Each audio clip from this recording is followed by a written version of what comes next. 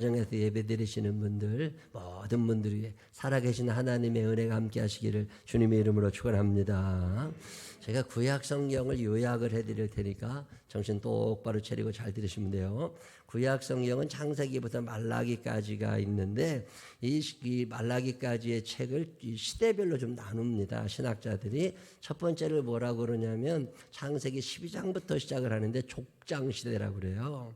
족장 시대, 아브라함, 이삭, 야곱 이런 사람들을 족장이라고 표현하죠. 그래서 족장들의 이야기, 아브라함과 함께 하셨던 하나님의 이야기, 이삭과 함께 하셨던 하나님의 이야기, 뭐 이런 거를 묶어 가지고 족장 시대라. 그리고 이제 족장 시대가 끝나면 이 사람들이 맨 마지막에 창세기 끝에서 애굽으로 내려가게 됩니다. 그래서 애굽에서 살아가던 시대를 애굽 시대라고 그래요. 이 애굽 시대는 세월은 한 300년 정도 되는데 기록은 거의 없습니다. 이게 애굽에 사는 동안 그들이 겪었던 아픔 속에 함께 하시고 그들을 위로하시고 그들에게 소망을 주셨던 하나님의 이야기를 적어놓은 게 애굽 시대. 이 애굽에 있다가 이제 탈출을 하잖아요. 모세라는 지도자를 중심으로 애굽에서부터 나와가지고 홍해를 건너서 광야에서 40년 사는 때를 광야 시대라고 그럽니다. 이게 족장 시대에서 애굽 시대가 됐다가 이제 광야로 넘어와서 광야 시대. 이 족장 시대는 창세기라면 광야 시대는 출애굽기, 레위기, 민수기, 신명기. 그리고 광야에 사는 동안 그들에게 다가오셨던 하나님의 이야기, 그들을 사랑하셨지만 배반당하신 하나님의 이야기.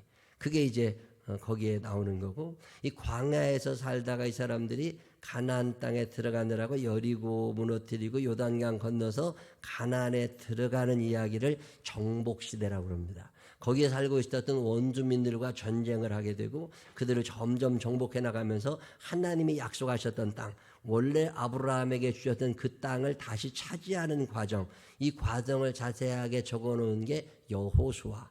그래서 여호수아를 읽어보면 이 전쟁 가운데 함께 하셨던, 정복하는 과정에 함께 하셨던 하나님의 이야기를 거기서 배우게 되죠. 성경의 주류는 하나님이시잖아요. 성경은 어느 구절을 읽어도 하나님 생각이 나는 게 정상이잖아요. 이 여호수아를 통해서 정복해가는 과정. 자, 여호수아는 모세 후계자였고 혼자서 큰 일을 많이 감당했는데 이제 정복을 하고 땅에 다 흩어져 살다 보니까 통제가 안 되기 시작해요. 이스라엘은 산악지형이 많다 보니까 산골짜기에 들어가서 거기에서 어떤 한 부족이, 한 지파가 뿌리를 내고 살다 보면 중앙의 통제를 받지 않게 됩니다. 그래서 지역별로 어떤 우두머리들이 하나씩 생겨나가지고 이 사람들을 통하여 질서가 유지되고 그러던 시대를 사사시대라고 합니다. 이 사사들은 왕의 역할과 재판관의 역할, 선지자의 역할, 이런 거 제사장의 역할까지를 다 감당했던 사람들이 사사들인데 이 사사들을 중심으로 해가지고 또 역사가 이어져 가는데 이 사사시대가 끝나갈 즈음에 사사시대가 오래되다 보니까 기준이 없어지게 되고 마을마다 단절이 일어나게 되고 이건 아니잖아. 또 전쟁이 일어나게 되면 A라는 부족과 저쪽 나라가 싸울 때 B라는 부족이 안 도와줘요. 우리도 아닌데 뭐 이래가지고 공동체성이 사라지니까 우리도 왕이 필요한 거 아니야? 우리가 원래 하나였잖아. 이런 생각이 막 일어날 때 처음으로 이스라엘을 다스리던 왕이 등장하는데 그게 사울왕이거든요. 이 사울왕 시대부터는 왕정시대라고 그래요.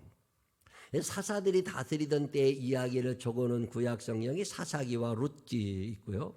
그다음에 사사기 룻기를 지나고 나서 왕정시대가 시작될 때 왕정시대는 크게 통일왕국 시대냐 분열왕국 시대냐 이렇게 뭐 어려운 얘기들 하는데 사울왕, 다윗왕, 솔로몬왕은 12지파를 다 다스렸던 통일왕국 시대의 왕들이었고 솔로몬왕 이후로 여로보암부터 시작해서 이스라엘이 남과 북으로 다시 갈립니다. 그래서 남과 북이 다시 갈려서 살아가던 시대의 이야기.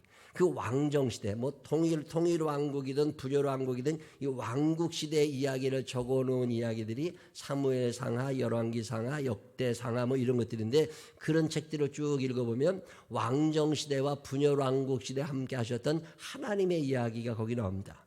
이 나라가 갈라지면서 북쪽에 있는 나라를 이스라엘이라고 불렀고 남쪽에 있는 나라를 유다라고 부르거든요. 남유다, 북이스라엘 이렇게 표현을 하는데 북이스라엘을 중심으로 하나님께로 돌아오라고. 이 성경의 큰 맥은 하나님이신데 사람들은 하나님에게도 자꾸 떠나요. 이 하나님이 하시는 말씀이 뭐냐면 돌아와라. 너희들이 왜 자꾸 나가려고 그러냐? 돌아와라. 돌아와 마음이 고난이요. 너네 나가봐야 힘들잖아. 너네 마음도 슬프고 힘들고 불안한데 왜 자꾸 나가려고 그래? 돌아와. 이 돌아오라고 자꾸 얘기하던 사람들, 이 사람들이 되게 예언자들인데 북이스라엘을 중심으로 활동했던 사람들이 그 유명한 엘리야라거나 엘리사라거나 호세아라거나 아모스라거나 요나 뭐 이런 사람들 얘기 들어보셨는지 모르겠는데 엘리야, 엘리사, 호세아, 아모스, 요나 이런 사람들은 북이스라엘을 중심으로 활동했던 예언자들입니다. 반면에 남유다를 중심으로 또 활동했던 예언자들도 있겠죠. 이 남유다를 중심으로 계속 하나님의 말씀을 증거하면서 너희들 돌아와야 돼 하고 얘기했던 사람들이 예레미야라거나 이사야라거나 오바댜, 요엘, 미가, 나훔, 스바냐, 하박국 이런 사람들은 다 남유다를 중심으로 해가지고 하나님의 말씀을 전했던 사람들. 이 두 나라가 다 잘 살았으면 좋은데 이 북이스라엘이 죄를 너무 많이 짓는데 하나님께서 돌아와 얘기해도 안 듣거든요. 안 들으니까 하나님께서 매를 대십니다. 너 인연 끊어. 그래서 매를 대시고서 혼내시는 게 아수르라는 나라가 쳐들어와가지고 북이스라엘을 완전히 멸망시킬 때가 기원전 722년. 나라가 망하고 말아요. 그리고 난 다음에 남유다도 또 무너집니다. 북이스라엘이 망하는 거 봤으면 하나님 앞으로 좀 더 가까이 나가서 납작 엎드려 살면 좋은데 이게 안 되는 거예요, 사람들은. 그러다 보니까 자꾸 또 죄를 짓게 되고. 그래서 결국 기원전 587년에 바벨론이라는 나라에 의해서 나라가 멸망당하게 됩니다. 그래서 이스라엘 역사가 거기서 끝나요. 자, 왕정시대가 그렇게 끝나고 난 다음에 포로로 끌려가서 70년을 삽니다. 이 포로로 끌려가 있었던 시대를 포로시대라고 그래요. 이 포로 시대에 활동했던 사람들이 에스겔, 그발강가, 그 포로 수용소 거기서 하나님의 말씀을 전하던 목사님이 에스겔, 그 다음에 또 왕궁에 가서 말씀을 전하던 사람이 다니엘 이런 사람들이고 거기서 살던 사람 에스더의 이야기. 뭐 그게 포로 시대의 이야기들이죠. 그리고 70년이 지난 다음에 포로에서 돌아옵니다. 이 포로에서 돌아와서 다시 예루살렘을 중심으로 신정국가, 우리가 하나님 중심주의를 가지고 다시 살자. 우리 그동안 하나님에게서 떠나 있다가 많이 힘들었으니까 이제 하나님께로 돌아가야 돼. 그리고 하나님께로 돌아가서 그리고 잘 살자고 이야기했던 포로 귀한 시대라고 그래요. 포로 시대 넘어서 포로 귀한 시대에 살았던 예언자들 또 사람들이 느헤미야, 에스라, 학개, 스가랴, 말라기 이런 사람들이 그 시대를 살던 사람들이죠. 자, 제가 지금 창세기부터 말라기까지를 다 말씀드린 거야. 구약성경 전체를. 내가 저거 알아. 내가 저거 알아. 이런 사람들은 집사님쯤 되는 거고. 그런 적이 있었어? 이런 사람들은 집사 빨리 사표내야 될 사람들이요. 자, 생각해봐. 자기 견적이 지금도 나왔을 거라고. 자, 이 구약성경 전체에 이렇게 창세기부터 말라기까지를 여러분에게 좀 설명을 해드리는데 요 이야기 전체 흐르고 있는 주제가 하나 있습니다. 그 주제는 뭐냐면 돌아오라는 거예요. 하나님이 우리를 사랑하셔서 하나님이 우리와 함께 살아가기를 원하시고 마침내 우리를 천국으로 데려가기를 원하시는데 마귀라는 놈은 그렇지 않아요. 마귀라는 놈은 어떻게든지 우리를 끌어다가 자기의 나라 창고에 집어쳐넣기를 원해.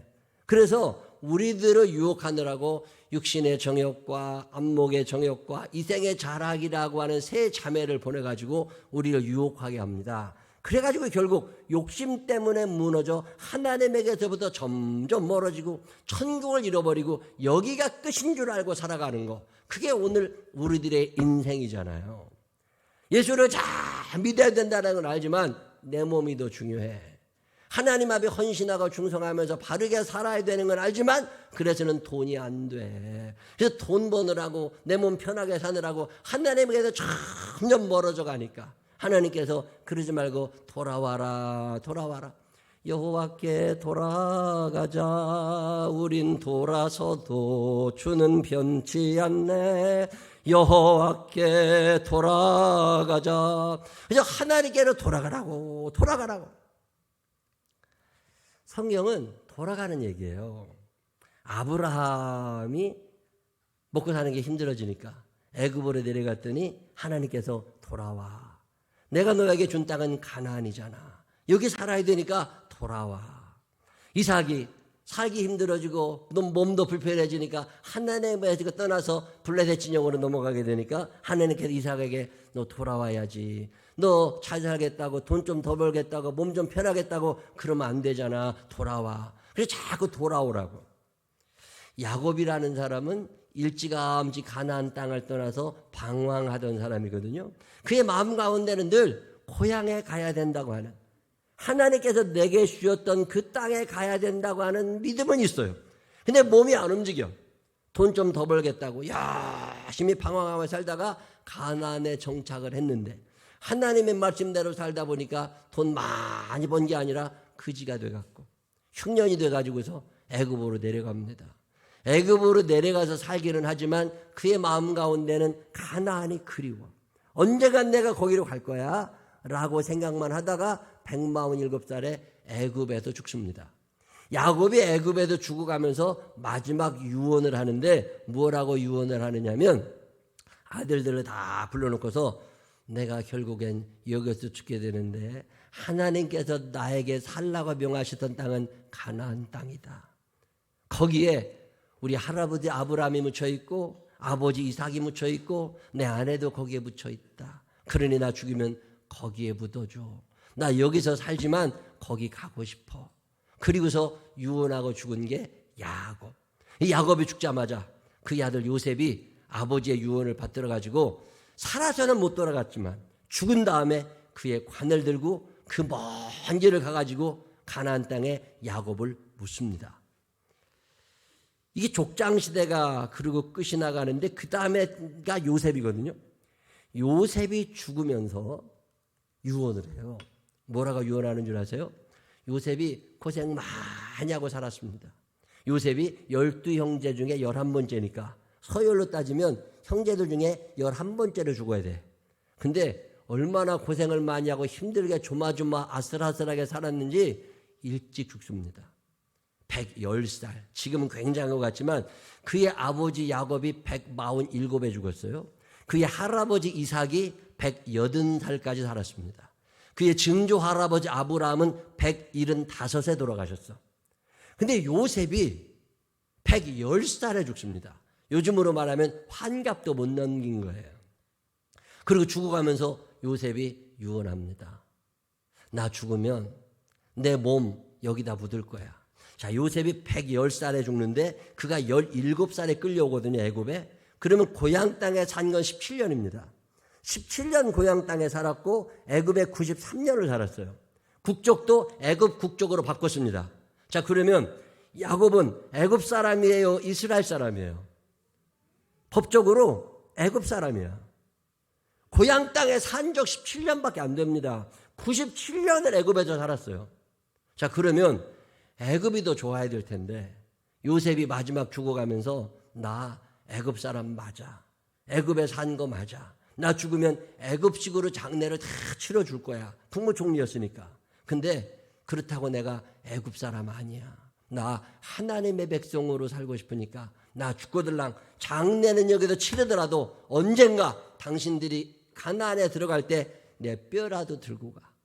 여러분 창세기가 50장까지 있는데 창세기의 맨 마지막 구절을 아세요? 창세기 1장 1절을 아는 사람은 많아요. 태초에 하나님이 천지를 창조하시니라. 창세기의 마지막 구절을 아세요? 자, 창세기의 마지막 구절 50장 26절 25절부터 읽어볼까요? 그리고 나서 요셉은 이스라엘의 아들들에게 약속을 하게 했습니다. 형님들이 이집트에서 나가실 때 내 뼈도 옮겨가겠다고 약속해 주십시오. 요셉은 110살에 죽었습니다. 자, 110살에 죽으면서 형들에게 약속을 하나 하자. 나 죽으면 언젠가 내 뼈를 이스라엘 땅에 가져가겠다고 약속을 해달라고. 자, 성경은 돌아가는 이야기라고 그랬잖아요. 그래서 모세가 애굽에서 살다가 이스라엘 사람들이 모세의 인도함을 따라 가나안으로 옮겨 출발하는 그 저녁, 깜깜한 그 밤에 그들이 자기 짐 챙기기도 바빠요. 지금 빨리 튀어야 돼. 이 짐 챙기기도 바쁜 그 순간에 자, 출애굽기 13장 19절 18절부터 그러므로 하나님이 홍해 광야 길로 돌려 백성을 인도하심에 이스라엘 자손이 애굽 땅에서 대열을 지어 나올 때에 19절 다 가셨습니다. 모세가 요셉의 유고를 가졌으니 이는 요셉이 이스라엘 자손으로 단단히 맹세하게 하여 이르기를 하나님이 반드시 너희를 찾아오시리니 너희는 내 유고를 여기서 가지고 나가라 하였음이더라. 아멘. 마귀라는 놈이 자꾸 우리를 유혹해서 여기가 끝이야. 여기서 잘 먹고 잘 자고 몸 편하면 되는 거지. 여기서 돈 많고 떵떵거리면 되는 거지. 이거를 계속 얘기할 때 성경은 뭐라고 얘기하느냐면 가야 될 땅이 있다는 거예요. 요셉이 죽어가면서 그 천국 얘기하고 야곱이 죽으면서 그 천국 얘기하고 이런 신앙의 선배들이 하나둘 없어져 갑니다. 그리고 정복시대가 지나고 사사시대가 되면서부터 지역지역에 흩어져 살다 보니까 기준이 없어졌어요. 하나님의 말씀이 기준이 아니야. 그래서 사사기의 맨 마지막은 이렇게 맞춰집니다. 21장 25절 그때 이스라엘 사람들에게는 왕이 없었습니다. 그래서 사람들마다 자기가 하고 싶은 대로 했습니다. 이거 굉장히 마음에 와닿는 충격적인 얘기입니다. 하나님의 사람들이 하나님의 말씀을 기준으로 살아야 되는데 세상에 167시간 있고 교회에 1시간 있다 보니까 167시간을 기준으로 살았다 그 말이에요. 텔레비가 가르쳐주는 대로 살았다 그 말이에요. 친구들이 말하는 대로 살았다 그 말이에요. 내 선배들이 말하는 대로 살았다 그 말이에요. 하나님의 말씀이 내 기준이 아니라 내 자신이 내 기준이 되고 세상의 기준이 내 기준이 됐다는 거예요. 이거 참 하나님의 입장에서는 속상하신 거예요. 너희가 나와 함께 살아가 하나님 사랑, 이웃 사랑하며 살아가야 될 너희들이 왜 그렇게 세상 사람 닮아가? 속상하신 하나님. 이 하나님의 마음을 알고 사람들을 찾아다니면서 우리 이렇게 살면 안 되잖아. 우리 하나님께로 돌아가야 돼. 이 얘기를 하며 살았던 사람이 사무엘입니다. 오늘 여러분과 함께 배우고 싶은 인물이 사무엘이라는 사람이에요. 이 사무엘은 레위지파 고핫 자손. 지난주에 우리가 배운 대로 한나라고 하는 여자가 기도하면서 낳은 아들이 사무엘입니다. 사사시대 맨 끝자락에 살던 사람이 한나거든요. 한나가 사사시대 끝쯤에 영웅 하나를 낳고 그를 기르는데 그의 이름이 사무엘입니다. 나실인이었어요. 세상 양락 멀리하고 거룩함과 성결함을 추구하며 살았던 사람이 사무엘입니다. 그의 일생에 딱 한 가지 실수가 있었다면 그건 뭐냐면 자녀 교육을 잘 못 시켰어요. 집안에 있은 적이 없어. 하나님 일을 한다고 열심히 돌아다니느라고 애들 교육을 잘못 시켜가지고 아버지 사무엘에 비하여 한참 모자라는 자녀들이었어요. 그거 외에는 하나님 앞과 사람 앞에서 흠잡을 데 없었던 사람이 사무엘입니다. 성전에서 생활하면서 어릴 때 하나님의 음성을 들은 사람 사무엘. 블레셋과의 전쟁에서 이스라엘이 패하는 것도 봤고 그 당시 민족을 다스렸던 엘리 제사장 가문의 몰락을 눈으로 지켜보던 사람이 사무엘입니다. 지난주에 말씀드렸던 베세메스로 가는 소외 사건을 알고 있고 그 사건을 바라보았던 사람이 사무엘입니다. 세상 욕심 다 끊어버려야 되는데 유혹 끊어버리지 못하고 혈육애정 끊어버리지 못하고 거기에 질질 매어 살 이거 아니다. 그는 베세메스의 소를 바라다본 사람이 사무엘이요. 그리고 하나님의 뜻대로 살려고 애를 썼던 사람 사무엘. 사사시대를 넘어서 왕정시대로 지나갈 때 그때 첫 번째 왕 사울의 머리에 기름 부은 사람이 사무엘. 두 번째 왕 다윗에게 기름 부어 왕으로 삼았던 사람이 사무엘. 자, 그러면 사무엘은 사사시대와 왕정시대를 연결해 주던 연결고리 역할을 했던 사람이 사무엘이라는 사람이에요. 이 사무엘과 관계돼서 아주 유명한 말이 두 가지 있습니다. 기억하세요. 첫 번째는 에벤에셀이에요. 감사하신 하나님, 에벤에셀 하나님. 여기까지 인도하셨네. 감사하신 하나님. 기억하세요?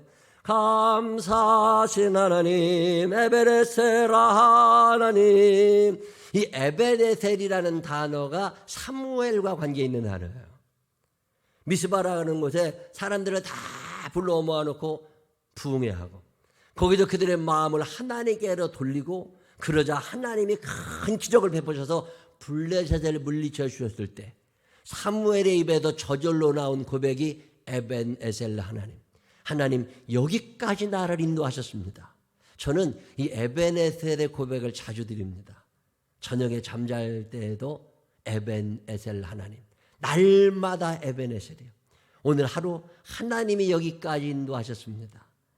날마다 저녁에 이 에벤에셀을 고백하세요. 저녁에 자기 전에 에벤에셀 하나님, 오늘 하루 하나님이 나를 여기까지 인도해 주셨습니다. 아유, 그 버스 탔으면 큰일 날 뻔했잖아. 그 버스가 그렇게 돼서 사람 죽을 줄 어떻게 알았어요? 생각지도 않았는데 전염병 걸려가지고도 죽는 사람들 있고, 하루하루 지나보면 이야, 하나님이 오늘도 나를 여기까지 인도하셨구나. 날마다 에베네셀입니다. 이 고백이 여러분의 고백이 되시기를 주의 이름으로 축원합니다. 날마다 에베네셀이야. 근데 에베네셀이라는 단어는 잘 아는데 이게 사무엘과 관계된 걸 아는 사람은 많지 않아요. 또 사무엘 하면 생각나는 게 뭐냐면 순종이 제사보다 낫다는 말입니다.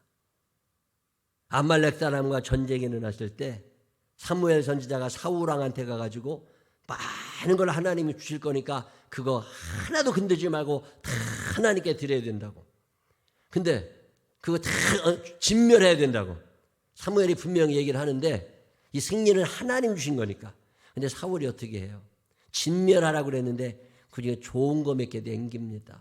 갖고 싶어가지고. 그때 사무엘이 사울왕을 꾸짖으면서 뭐라고 그래요? 순종이 제사보다 나은 거라고. 왜 순종하지 못하느냐고. 저는 이 말씀이 참 마음에 남아요. 나는 오늘 순종의 사람으로 사나. 예배는 드리는데 불순종하며 살지는 않나. 늘 마음에 이게 깨닫게 해주는 말씀 중에 하나가 이런 말씀. 예레미야 15장에 보면 하나님께서 이 땅에 쓸만한 놈 하나도 없어. 하나님이 화가 나셔도 막 하시다가 뭐라고 그러시냐면, 그래도 난 두 사람은 마음에 들어. 그게 누군 줄 아세요? 모세와 사무엘입니다. 이 예레미야 15장에 하나님께서 모세와 사무엘을 극찬하셔요. 사람들 앞에서도 비난받을 일이 없었던 사람이 사무엘입니다.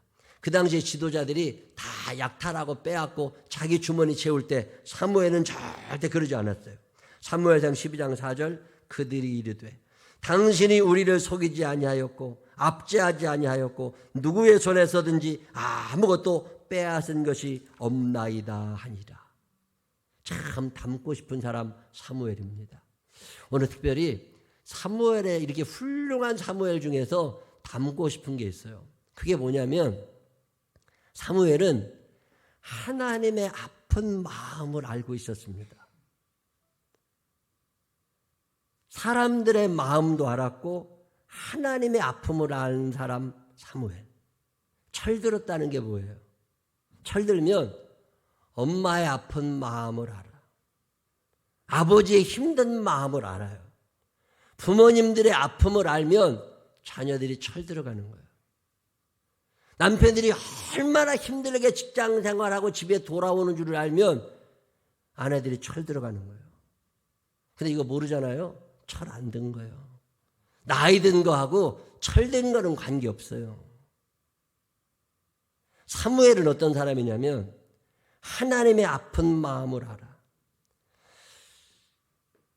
당신이 사랑하는 자녀들의 죄악에도 불구하고 그들의 부패함, 그들의 악함, 그들의 약함, 게으름, 핑계, 욕심, 무지, 고집스러움, 아주 안 좋은 거 다 닮아가는 이 마귀의 모양을 점점 닮아가는 자녀들, 그러나 내 지시지는 못하고 속상해 하시면서 돌아오기를 기다리시는 아파하시는 하나님, 그리고 웨이팅 갓이라고 그럽니다.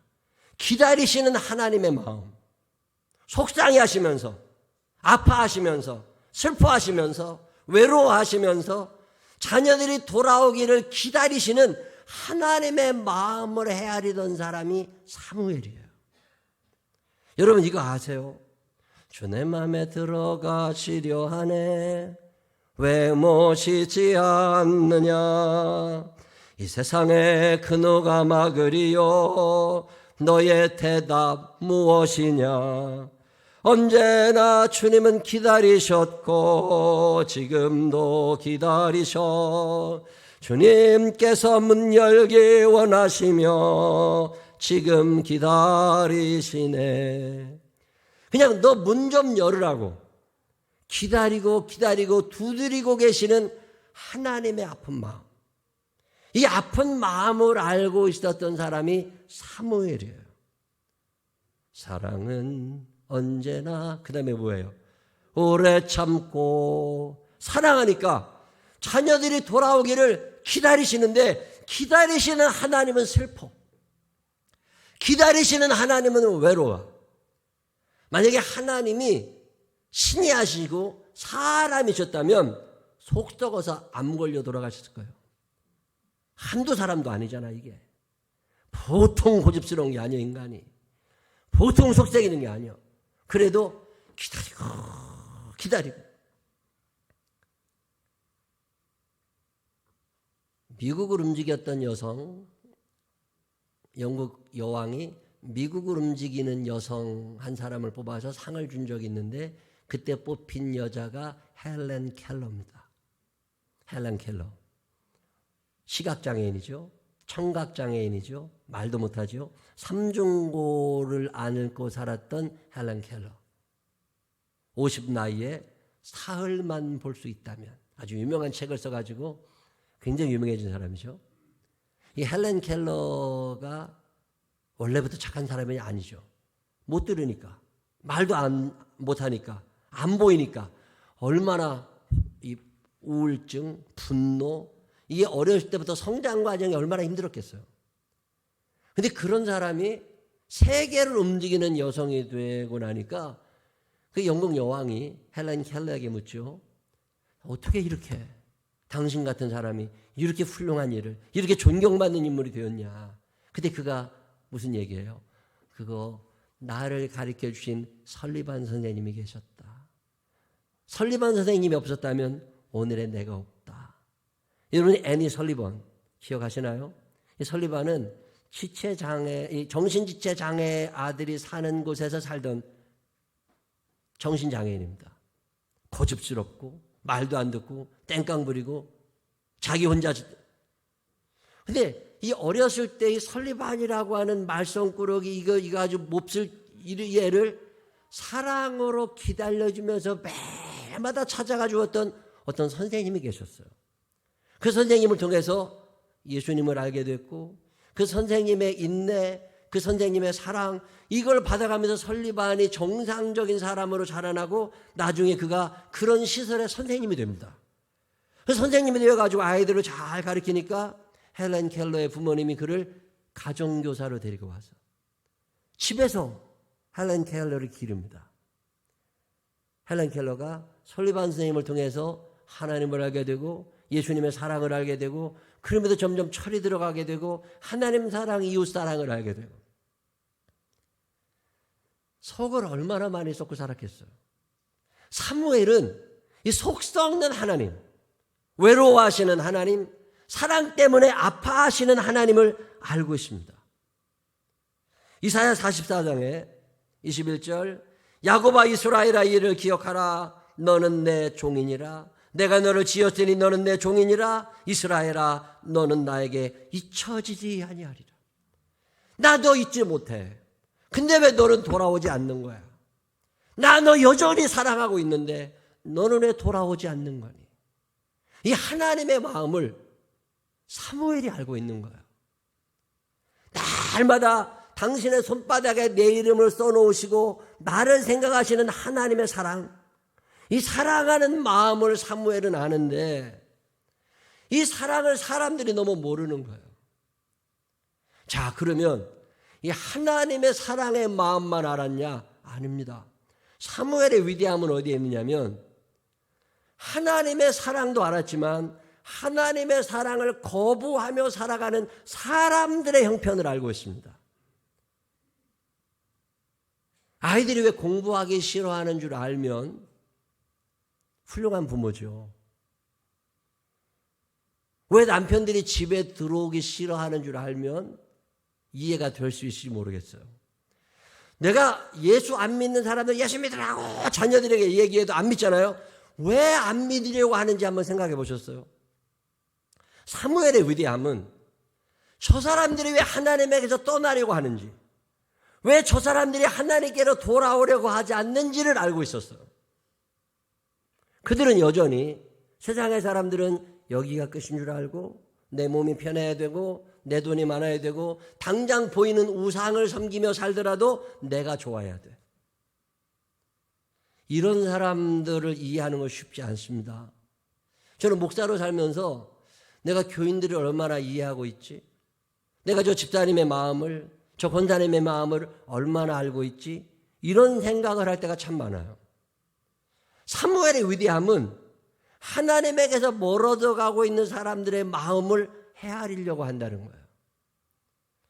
저는 예배를 인도하는 설교자로 살면서 참 궁금했던 게 뭐냐면 왜 교인들은 교회만 오면 졸지? 난 이게 참 궁금했어. 영화는 6,000원 내고 2시간 정신 똑바로 차리고 앉아있어. 근데 교회는 11조 생활하고 1년에 돈 1,000만 원씩 헌금하면서 왜 그렇게 졸아? 아깝지도 않은 거. 본전 따져보면 잠이 안 올 판입니다, 이게. 근데 왜 저렇게 좋을까? 저는 근데 왜 조는지는 잘 몰랐는데 졸다가 모가지 아픈 걸 알겠더라고. 그래가지고 내가 교회 지을 때 의자 높이 만들어 놓은 거예요. 주무실 때 목 편하라고. 여러분, 누군가를 이해한다고 하는 거. 왜 저 사람은 교회를 이렇게 오는 걸 싫어하지? 여러분, 애들이 왜 교회 안 오는 줄 아세요? 왜 남편이 왜 교회 안 나오려고 그러는 줄 아세요? 왜 나는 30년, 40년 교회를 다녀도 믿음이 안 자라는 줄 아세요? 한 번쯤 이걸 생각해 본 사람이 사무엘이에요. 그래서 사무엘은 찾아다니기 시작합니다. 이스라엘의 맨 남쪽 지방 브엘세바, 맨 북쪽 지방 단, 자동차도 없던 때, 말도 없던 때, 조그마한 나귀 타면 타고 아니면 걸어서 그 어마어마한 산길을 브엘사베에서 단까지 수도 없이 왔다 갔다 하면서 동네마다 찾아다니면서 그들의 이야기를 듣고 그들을 위로하고 너희들의 지금의 이 불안함, 너희들의 두려움, 이거 하나님을 떠나서 생긴 거 아니니? 그리고 그들에게 하나님을 소개해 주었던 사람. 인간의 마음 가운데 있는 두려움의 문제를, 인간의 마음 가운데 있는 불안의 문제를 하나님으로 해결해 보고 싶었던 사람이 사무엘이에요. 최근에 인문학 책들이 많이 팔리고 심리학, 또 미래에 관계된 책들이 많이 팔립니다. 2030 축의 전환. 2030년이 되면 세계 축이 이렇게 바뀔 거다. 베스트셀러가 되어 있죠. 한번 저도 읽어봤습니다. 그 내용 중에 뭐가 있냐면 앞으로 미래 사회는 흑인들의 사회가 될 거라는 거예요. 2030년만 돼도. 앞으로 얼마 안 남았습니다. 이게 가능할까? 지금은 백인 중심의 사회예요. 세계 흐름이. 황인종을 건너뛰고 흑인으로 가게 될 거다. 자, 지금 중국이 굉장히 요란을 떨고 있습니다. 한 명만 나라, 인구 문제가 심각하다. 한 명만 나라 중국한테 얘기했다고. 중국 내부적으로. 근데 법을 바꿨습니다. 한 명을 낳고 나니까 국력이 너무 떨어져. 애기들 더 낳아. 근데 참 묘한 일은 한 명만 낳으라고 하는 동안 여자들이 애기 안 낳으면 얼마나 편한 줄을 알게 된 거예요. 교육 수준이 높아졌습니다. 애기 낳는 걸 거절하기 시작했어요. 지금 중국이 애기 낳으라고 굉장히 해도 안 납니다, 지금. 한국은 이미 오래됐고, 일본 마찬가지죠. 자, 그런데 인도는 그나마 아기를 낳아요. 놀라운 사실은 흑인들은 산하 제한이 안 됩니다. 사하라 사막 이전 밑에 사는 나라들은 특히도 어마어마하게 낳습니다. 죽기도 많이 죽는다고 나오지만 살아나는 사람이 더 많아요. 인구 대비가 흑인, 황인, 백인 비율이 점점 흑인이 높아져 갑니다. 앞으로 미래 사회는 그래서 흑인 중심의 사회가 될 거다. 자, 지금 30대인 사람들이, 40대인 사람들이 얼굴 하얗면 이쁘다고 그러고, 근데 그가 70, 80이 됐을 때 버스를 타면 50% 이상이 흑인이라는 거 생각해 보셨어요? 대한민국에도 흑인이 점점 늘어나고 얼굴 까만 사람들이 대우받는 시대가 올 거다. 축의 전환이죠. 지금까지는 남성 중심의 세상이었어요. 이제는 아니라는 거죠. 미국의 대학이나 대학원 졸업하는 사람의 40% 이상의 여자들입니다. 자, 부부가 같이 맞벌이를 해요. 맞벌이 중에 남자가 메인이었고 여자가 서브였습니다. 남자 월급이 500만 원, 여자가 200만 원, 150만 원만 벌어도 충분했어요. 근데 지금 현재 미국 가정의 맞벌이 부부 중에 여자 월급이 더 많은 가정이 40%를 넘어가고 있습니다. 고소득 여자들이 점점 늘어나면서 결혼이 안 되고 귀찮은 남자들을 정리하기 시작해서 이혼이 점점 늘어나. 코로나 시대에 이혼 못하는 이유는 여자들이 돈이 떨어져 그렇대요. 실직자가 너무 많아졌대요, 여자들이. 코로나가 끝나면 이혼이 급증할 거라는 거예요. 돈만 생기면. 이래서 흑인 중심 사회, 여성 중심 사회가 될 거다. 자, 그러면 황인종 남자들은 어떻게 되는 거예요? 이거 심란한 거예요. 자, 이게 두려움의 시대가 우리 앞에 있어요. 자, 미래는 점점 불안해지고 두려워질 건데 내 힘으로 이걸 해결할 수 있느냐? 한계가 너무 크더라는 거예요. 그래서 사무엘 선지자가 그들을 찾아다니면서 하는 이야기가 뭐냐면 여호와께 나아가자, 여호와께 돌아와라, 이거 하는 거예요. 우린 돌아서도 주는 변치 않네. 너희는 주님을 떠났을지 모르지만 하나님 여전히 너희를 기다리고 계시니 이제 돌아가자. 그래서 골목마다 집집마다 돌아다니면서 그들과 이야기하고 그들과 또 이야기하고 말씀을 전하고 예배드리고 뭘 사주고 그러면서 다 끌어다가 미스바에다가 모아놓습니다. 몇 월 며칠 날 미스바로 모여라. 그래서 미스바라는 광장에 다 모여가지고 거기서 모든 지파가 12지파가 다 모여서 하나님께 예배할 때 하나님이 감동하십니다. 내가 기다리기를 잘했구나. 너희들이 내가 이렇게 올 줄 알았다. 그래서 하나님이 너무 기뻐하시면서 그 이스라엘 사람들을 공격해 들어오는 블레셋을 거기서 막아주시고 그들을 멸망시켜주시고 그때 나온 말이 에베네셀. 여기까지 하나님 인도하셨구나. 저는 이 날마다 에베네셀의 고백이 여러분의 입술에서도 있게 되시기를 주의 이름으로 축원합니다. 사랑하기 때문에 그렇게 기다리시는 하나님의 마음도 알고 하나님에게 나가기 싫어 내 몸이 편하고 싶고 내가 돈 벌고 여기가 끝인 줄 아는 사람들에게 아니라고, 천국이 있다, 아니라고, 하나님의 뜻대로 살아야 된다고. 로마서 14장 17절 하나님의 나라는 먹는 것과 마시는 것이 아니요 오직 성령 안에 있는 의와 평강과 희락이라. 이로써 그리스도를 섬기는 자는 하나님을 기쁘시게 하며 사람에게도 칭찬을 받느니라. 그러므로 우리가 화평의 일과 서로 덕을 세우는 일을 힘쓰나니. 예수를 믿는 사람들은 하나님의 마음을 알아, 또 사람도 사랑할 줄 알아. 그래서 하나님을 기쁘시게 하고 사람에게도 칭찬을 받는 사람들, 참 대단한 사무엘입니다. 그래서 덕을 세우며 살아라. 이게 로마서 14장에 바울 목사님을 통하여 주시는 하나님의 음성이잖아요. 사무엘은 사사시대와 왕정시대를 연결해 주었던 연결고리의 역할을 한 사람이기도 하지만 하나님과 사람 사이를 연결해 주었던 연결고리의 역할을 했던 사람이 사무엘이에요. 보통 사람들이 아닙니다. 하나님을 버리고 떠난 사람들, 그 사람들을 다 찾아다니면서 끌어다가 하나님 앞에 세웠던 사람 사무엘. 저는 이런 사무엘의 후예들이 생명나무 교회도 있게 되시기를 주의 이름으로 축원합니다. 그들이 왜 오지 않으려고 하는지를 알고, 여러분의 가정에 이런 사람들이 있잖아요. 아들이, 딸이, 부모님이, 친구들이, 형제들이, 그들이 왜 교회를 오지 않으려고 하는지를 충분히 이해하면서 찾아가고 또 찾아가고 찾아가고 또 찾아가고, 하나님이 나를 사랑하시기에 오래 참으신 것처럼 나도 또 그렇게 오래 참아가면서 2021 1년이 다 가기 전에 여러분의 마음 가운데도 이 마음 있게 되시기를 주의 이름으로 축원합니다. 그래도 여러분의 가정에 예수 안 믿고 지옥 가는 사람 한 사람도 없이 다 천국에 갈 수 있는 믿음의 명문 가문들이 되시기를 주님의 이름으로 축원합니다. 기도하십시다. 하나님 아버지, 하나님의 아픔도 알고 하나님의 외로움, 하나님의 기다리심도 알고 돌아오지 않으려는 사람들도 알아. 그 사람들을 찾아다니면서 그들을 하나님께로 인도했던 사무엘의 이야기를 듣습니다. 하나님, 내가 사랑해야 될 사람들이 있습니다. 나를 통해서 예수를 알아야 되는 사람들이 있습니다. 하나님, 그들 포기하지 않게 해 주시옵시고 그들의 발걸음을 하나님께로 돌릴 수 있는 우리들이 되게 하여 주시옵소서. 사무엘이 일을 하느라고 얼마나 힘들었겠습니까? 그렇지만 사무엘은 마침내 그 일을 해내고 에벤 에셀 하나님을 찬양합니다.